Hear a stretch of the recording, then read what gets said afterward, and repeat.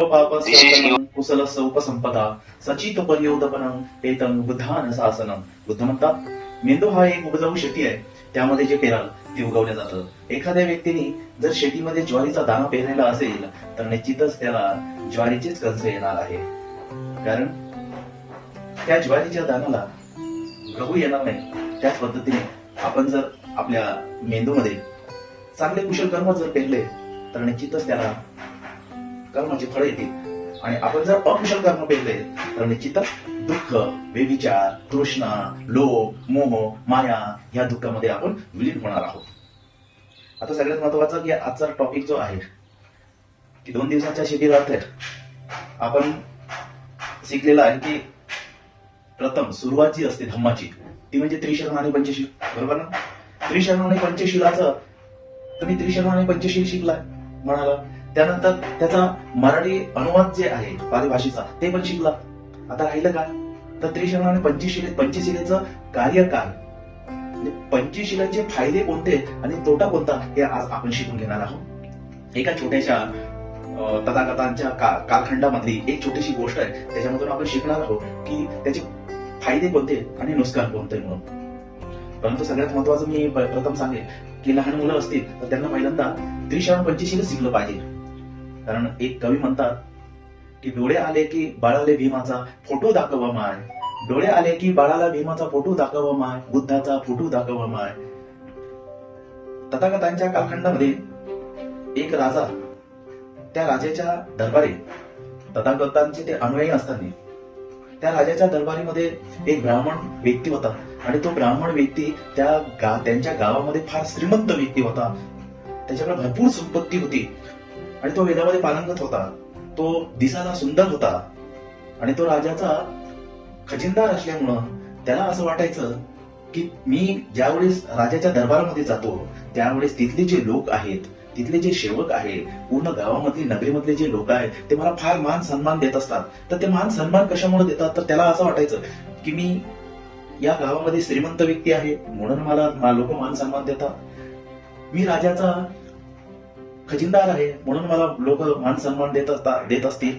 आणि मी वेदामध्ये पारंगत आहे म्हणून लोक मला मान सन्मान देत असतील. आणि मी दिसायला सुद्धा सुंदर आहे म्हणून लोक मला मान सन्मान देत असतील. आणि मी बुद्धिमान आहे म्हणून लोक मला मान सन्मान देत असतील. परंतु एक ठिकाणी राजा आणि तो ब्राह्मण तथागतांचे प्रवचन ऐकायला जात असतात. आणि प्रवचन ऐकल्यानंतर त्या ठिकाणी तथागत म्हणत असतात की शील पालन केल्यामुळे माणसाला माणुसकी मिळतंय, मान सन्मान मिळतंय, माणसाला संपत्ती मिळते. शील पालन केल्यामुळं लोक दुःखातून मुक्त होत असतात या पद्धतीने. आणि शील जर पालन केलं नाही, शील जर तोडलं तर निश्चित त्याला शासन होतंय. म्हणून मग त्या ब्राह्मणाने विचार केला की नाही, मला शिलेमुळं मान सन्मान नाही तर माझ्या संपत्तीमुळं, मी वेदामध्ये प्रारंगत आहे म्हणून मला मान सन्मान मिळत असेल, म्हणून मला संपत्ती मिळत असेल, मी हुशार आहे म्हणून मला संपत्ती मिळत असेल. पण त्यावेळेस त्या ब्राह्मणाने त्या प्रवचनामध्ये, तथागतांच्या प्रवचनामध्ये त्यांनी शंका घेतलेली होती. त्याला असं वाटलं की खरंच शील तोडल्यामुळे मला घटना होईल का, किंवा शील तोडल्यामुळं मला शासन होईल का. पंचशील आहे, आता पंचशील तुम्ही चांगल्या पद्धतीने वाचलेलं आहे, त्याचं ग्रहण केलेलं आहे आणि तुम्ही ते पाठांतर पण केलेलं आहे. त्याच्यामध्ये तुम्ही पाली भाषेच्या माध्यमातून मराठी पण शिकलेलं आहे. मग आता त्याचा फायदा काय आपण शिकणार आहोत. तर त्या ब्राह्मणाच्या मनामध्ये शंका आली म्हणून मग त्याने शील तोडण्याचा प्रयत्न केला. तर बघा शील तोडण्याचे नुकसान काय, शासन काय. तो ब्राह्मण राजदरबारी गेल्यानंतर तो खजिनदार असल्यामुळं त्या ठिकाणी खजिना ठेवलेला होता राजाचा, त्या ठिकाणी तो गेला. आणि गेल्याच्या नंतर तिथले जे सेवक होते त्या सेवकांच्या देखत त्यांनी एक मूठभर असे नाणी धरले आणि आपल्या खिशामध्ये टाकले, निघून गेला. त्या सेवकांनी बघितलं की अरे हा एवढा मोठा श्रीमंत व्यक्ती आणि एवढे नाणे घेतले, त्याने काहीतरी कारण असेल. म्हणून मग त्यावेळेस त्यांनी राजाकडे काही त्याची तक्रार केली नाही. परंतु ज्यावेळेस दुसऱ्यांदा सुद्धा त्यांनी काय केलं की त्या संपत्तीच्या ठिकाणी गेला, तो खजिनदार असताना सुद्धा ते मूठभर तिथले ते नाणी घेतले आणि आपल्या खिशामध्ये टाकलेले. परत दुसऱ्यांदा सुद्धा त्यांनी तेच केलं पण तिसऱ्यांदा सुद्धा तेच केलं. आणि तिसऱ्यांदा गेल्याच्या नंतर ते शेवट धावले आणि त्याला पकडल्यानंतर राजाकडे घेऊन गेले. राजाकडे घेऊन गेल्याच्या नंतर राजाला त्यांनी सांगितलं की हे राजे, तुमचा जो प्रधान आहे, जो तुमचा खजिनदार आहे, यांनी चोरी केलेली आहे. म्हणजे चोरी केल्यामुळं आम्ही त्याला दरबारात आणलेला आहे. आता तुम्हीच बघा याला शासन करायचं किंवा नाही. त्या राजाला एवढा राग आला, प्रमाणाच्या बाहेर राग आला. आणि राग आल्यानंतर त्यांनी डायरेक्ट त्याला फाशीची शिक्षा सुनावली आणि जा याला फाशी देऊन टाका. मग नंतर ते शेवट त्याला घेऊन गेले आणि फाशीच्या शिक्षेसाठी त्याला शेवटची इच्छा विचारली की तुमची काही शेवटची इच्छा वगैरे आहे का. तर ते बोलले, तो ब्राह्मण बोलला की माझी शेवटची इच्छा फक्त एकच आहे की मला एकदा राजाला भेटायचं आहे. त्याने ठीक आहे, एकदा राजाला भेटायचं आहे ना, काय बोलायचं आहे ते बोलून घ्या. मग नंतर ते लोक, शिक्षा देणारे लोक राजाकडे आले आणि राजांना म्हटले की हे राजे, तुम्हाला तो ब्राह्मण काहीतरी सांगणार आहे, तुमच्याशी काहीतरी बोलायचं आहे. पण राजा म्हटलं की नाही, मला काही बोलायचं नाहीये. कारण तो जर माझ्या समोर आला, त्यांनी जर मला विनय केली, त्यांनी जर मला विनंती केली, तर कदाचित तो दयाळू व्यक्ती, मला दया येईल आणि ती शिक्षा माफ होईल. म्हणून मला त्याचं तोंडही सुद्धा बघायचं नाही. कारण त्याने वाईट कृत्य केलेलं आहे. एवढा चांगला व्यक्ती असताना सुद्धा, एवढी श्रीमंती असताना सुद्धा त्यांनी चोरी केलेली आहे आणि त्याला फाशी द्या. परत ते व्यक्ती त्या ब्राह्मणाकडे जाता आणि ब्राह्मणाला म्हणतात की तुम्हाला राजे भेटायला तयार नाही आहे आणि राजे तुमचं काहीच ऐकणार नाही आहे, मग आता तुम्हाला शासन द्यायचंच आहे. तर ते म्हटले तसं नाहीये, बघा राजाला सांगा मी काही माफी मागणार नाही, मला फाशीची शिक्षा सुनावली ती फाशी द्याच, त्याच्याबद्दलही मला शंका नाही आहे, पण मला दुसरंच काहीतरी बोलायचं आहे. मग ते म्हणजे असं काय बोलायचं आहे. परत ते राजाकडे गेले, राजाला विनंती केली की हे राजे, तो ब्राह्मण असा म्हणतो की मला शिक्षेबद्दल काहीच बोलायचं नाहीये, मी शिक्षेबद्दल मी तुम्हाला माफी सुद्धा मागणार नाही, ती जी फाशीची शिक्षा आहे ती तुम्ही मला द्या, पण मला दुसरंच काहीतरी बोलायचं आहे. मग त्या राजाला असं वाटलं की ठीक आहे, काहीतरी बोलायचं असेल तर बोलवा, पण तो ज्यावेळेस तो माझ्या दरबारामध्ये येईल, मला त्याच्याकडे तोंड करायचं नाही, मला त्याच्याकडे बघायचं नाही, मला त्याची दयामाया करायची नाहीये. आल्यानंतर मला सांगा, मी एका साईडला तोंड करेल.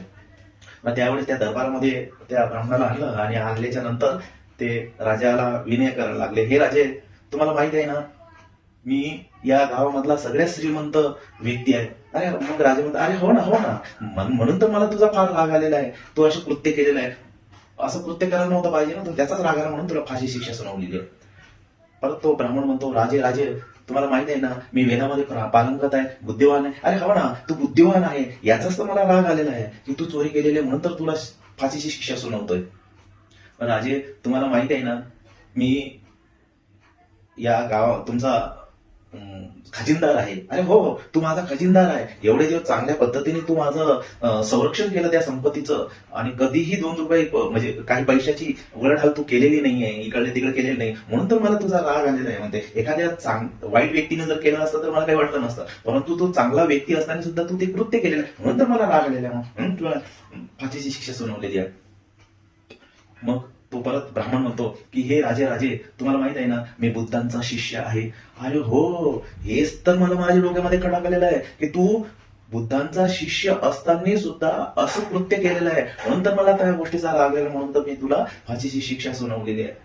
मग जाताना एकदा तो ब्राह्मण म्हणतो की हे राजे, शेवटचं माझी इच्छा आहे की शेवटची मी तुम्हाला एक विनंती करतो. म्हणते काय विनंती करणार आहे सांग. फाशीची शिक्षा जर कॅन्सल करायची असेल तर ते मी कदाचित करणार नाही.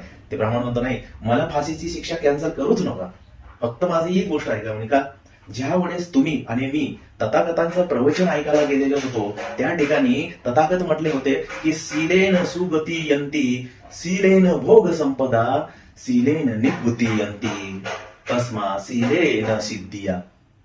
म्हणजेच काय, तर शिलेचं पालन जर आपण केलं तर निश्चितच आपल्याला पुण्यकर्म मिळेल, आपण कोणत्या दुष्कर्मातून बाहेर पडू शकेल आणि आलेला योग दुःखाचा तो ते शिलेच्या माध्यमातून नष्ट होऊ शकते. परंतु जर शील पालन केलं नाही तर आपल्याला शासन सुद्धा निश्चित आहे. मी तथागतांवरच्या शब्दावर, शिलेवरती शंका घेतली, म्हणून आज मी ते सोनं चोरलं नाही तर मी चोरण्याचा प्रयत्न केला आणि मला शंका झाल्यामुळं ते संपत्ती मी हातात घेतली आणि खरंच मला शासन होते का हे बघण्यासाठी मी शंका निर्माण केलेली होती. आणि खरंच तथागतांचा शब्द तो निश्चितच योग्य ठरला आणि खरा ठरला की मी चोरी केल्यानंतर मला शिलेच्या माध्यमातून शिर तोडल्यामुळं मला शासन निश्चित आहे, म्हणून मी तथागतांचं दुसरं अनुकरण म्हणजे कोणतं, की अधिन्नदाना वेरमणी सिक्कापदम समादयामी, मी त्या शिलेचा भंग केला म्हणून मला शासन झालं, आणि हे तथागतांचं शब्द आज खरं ठरलं, एवढंच मी तुम्हाला सांगू इच्छितो. मग त्या राजाच्या लगेच लक्षात आलं, अरे रे रे, मी तर तथागतांचा अनुयायी आहे, हा पण तथागतांचा अनुयायी आहे, परंतु मला कधी शंका झालेली नाही तथागतांच्या धम्मावरती, त्या शिलेवरती, परंतु याला शंका झाली. याने प्रॅक्टिकल करून बघितलेले मी, याला सोडून द्या. याने खरंच चोरी केली नाही, याने बघितलं की तथागतांचं सील पाडल्यामुळं काय होतंय, कसं दुष्परिणाम होता, आणि शासन पाडल्यामुळं कशी शासन होतंय माणसाला सील तोडल्यामुळं, हे त्यांनी प्रॅक्टिकली करून बघितलेले आहे, याला सोडून द्या. मग सोडून द्या म्हटल्यावरती तो धर्मण म्हणतो, नाही राजे, मला जर तुम्हाला शासन द्यायचं नसेल, मला जर दंडवत करायचं नसेल, तर माझी एक शंका आहे म्हणे. मग सांग तुझी काय शंका आहे. मला तुम्ही भंते बनायची अनुमती द्या. तर म्हणते तुला जास्त राग आलेला आहे का राजा, म्हणतो तुला जास्त राग आला असेल तर तुला या पदावरून दुसरं पद देतो, मोठं पद देतो, राग नको. नाही म्हणतो राजे, मला राग आलेला नाही, मी लक्षात घ्या याला माफ केलेलं आहे म्हणे तुम्ही आता मला. म्हणे हो माफ केलेलं आहे. तर मला एवढंच म्हणायचं आहे म्हणे की मी एक सील तोडलं 5 शिलामधून, अधिन्नदाना वेरमणी सिक्कापदम समादयामी, मी एक सील तोडलं तर मला डायरेक्ट फाशीची शिक्षा झालेली होती, आणि मी 4 शिलेचं पालन केलं म्हणून म्हणे माझी फाशीची शिक्षा कॅन्सल झाली. आणि म्हणजे मी 5 कर्म जे केलेले होते त्या 4 कर्माच्या माध्यमातून एक कर्माचं मला माफी मिळाली, आणि म्हणे बघा 5 शिलेचं जर पालन केलं तर मला फाशीची शिक्षा नष्ट झाली, फाशीच्या शिक्षेमधून मी मुक्त झालेला आहे. तर 247 नियमाचे पालन करतात, 247 पद्धतीचे सील जे भंते पाळतात, तर त्या भंतेनं किती पुण्यमत असेल म्हणे, म्हणून मला काय तर भंते बनायचं आहे. मी फक्त एकच सील पालन, 5 सील पालन करतो, तर मला एवढा लाभ झाला. तर मग भंते लोक 247 शिलेचं पालन करतात, त्यांना किती लाभ होत असेल, म्हणून मला तुम्ही अनुमती द्यावी भंते बनण्याची.